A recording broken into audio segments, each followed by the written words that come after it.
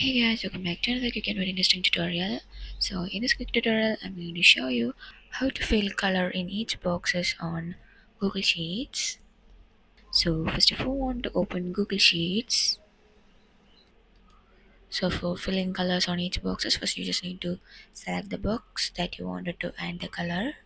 And after selecting the box, here on the top you can see here many options, and here is an option. You can see here fill color, click on that.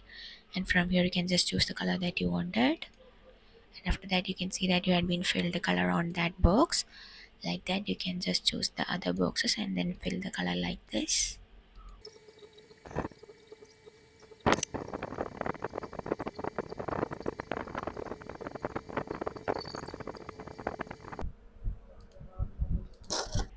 So now you can see that you had been added colors on each boxes on Google Sheets.